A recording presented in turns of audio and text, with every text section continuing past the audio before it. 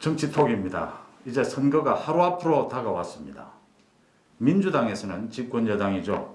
180석 얘기까지 나오고 있습니다. 놀라운 일이에요. 지금 이렇게 되면 탄핵 빼고 다 할 수 있는 예, 거죠. 뭐 헌법도 국민 물론 투표를 남겨두지만 개헌선이라고 얘기하지 않습니까? 예. 180석을 넘어갈 거다. 이 통합당이 필패할 것이다. 예. 어떻게 박영준 봅니까? 위원장이 뭐 썸찍하다는 표현을 했는데 섬뜩하다. 썸찍하다고 그런 표현을 했습니다. 지금 이제 여론조사상 이제 수도권의 서울, 경기, 인천 121석이 있지 않습니까? 예, 거기서 여론조사 지표상 많이 이기는 것으로 나오니까 지금 조금 흥분해 있는 것 같습니다. 물론 수도권과 뭐 영남, 충청해서 이렇게 접전 지역 아주 2, 3% 이내로 승부가 날 거라고 보는 접전 지역이 7, 80곳으로 꼽힙니다. 네, 그곳의 승부에 따라서 이 지금 판세가 크게 요동칠 수도 있어요. 그렇습니다. 그런 여지는 남아 있지만 네. 어쨌든 전체적으로 코로나 전국에서 이 여당이 필승하는 분위기다라는 건 현재 지금 지난 쭉 그 선거 과정을 돌이켜 보면요, 이 우선 운동 과정을 보면 흐름은 그런 것 같아요. 근데 저는 좀 달리 예. 좀 생각합니다. 왜냐하면은 지금 이 선거라는 게 보면은 이제 정권에 대한 어떤 평가거든요.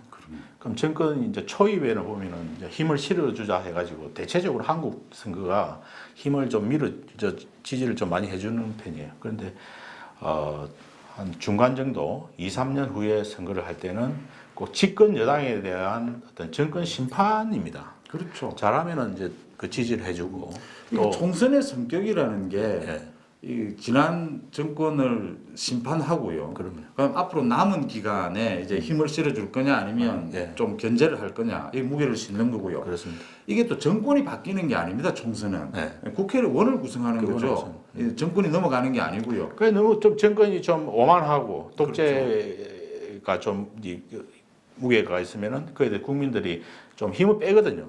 그래서 좀 이 평행선을 좀 유지해주는 견제와 균형 역할을 해주는 게 그게 이제 선거고 또 총선의 의미죠. 그게. 네, 그렇습니다. 흔히 이제 이런 얘기들요. 지금 집권 여당을 견제하기 위해서 야당을 지지하고 싶어도 통합당이 믿음이 안 간다 이런 얘기들이 이번 저 선거 과정에서 많이 나왔어요. 네. 그 부분도 이렇게 해석을 해야 됩니다.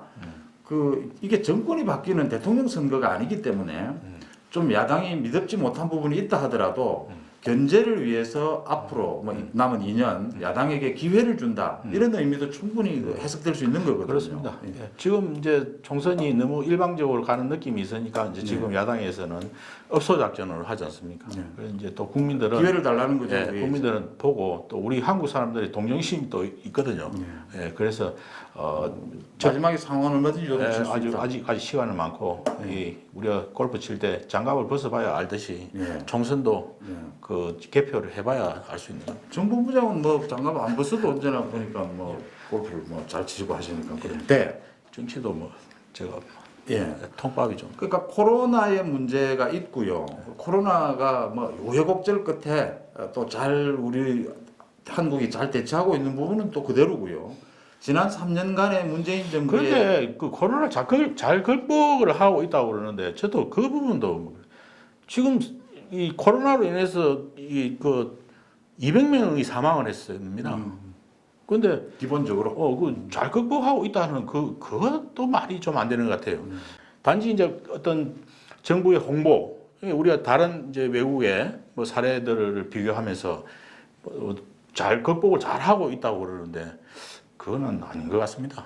예, 어쨌든 코로나와 같은 이런 국가적 위기, 세계적인 위기를 갖고 뭐 선거에 이용한다든지 그걸 홍보에 이용한다든지 하는 건 굉장히 무책임한 일이다. 이 부분은 지적이 꼭 돼야 되고요. 근데 많은 사람들이 그 이제 선거가 코로나로 인해서 뭐 조금 뭐 변질될 게 아니냐는 뭐 우려를 많이 하지 않습니까? 그러나 결국은 기표소에 들어가면은 결국은 정권에 대한 심판으로 갈 거라고 저는 봅니다. 그러니까 코로나 사태에도 불구하고 예, 지난 3년 동안의 경제 성적표 그럼요.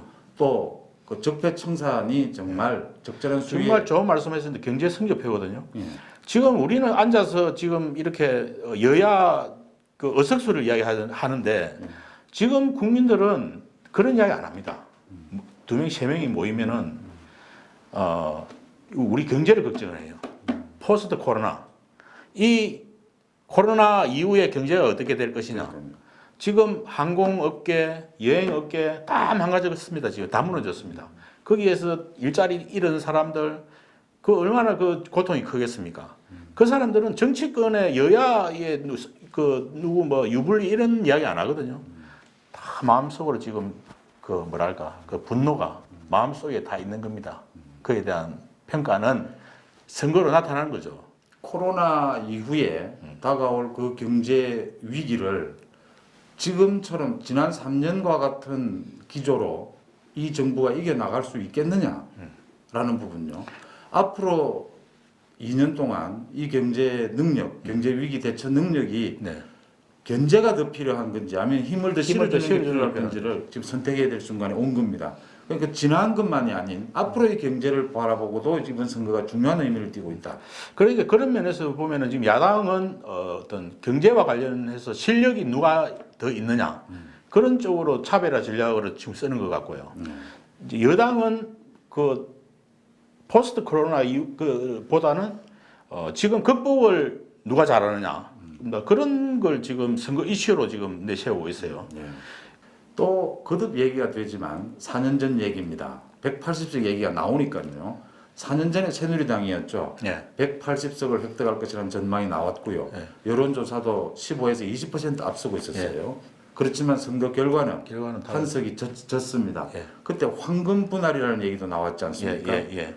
이번도 호락호락하지 않을 것이다 라고 보는 거죠. 이 코로나 상태에서도 유권자들은 정확하게 판단을 할 것이다. 예. 이런 부분. 그러니까 저도 우리 송 기자도 저 취재 현장에서 30년간 이 그 정치 선거를 취재해봤지 않습니까?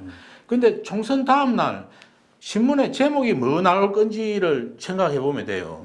지금 총선판을 볼 때 만약에 여당이 이긴다, 과연 어떤 제목이 나올 수 있겠습니까?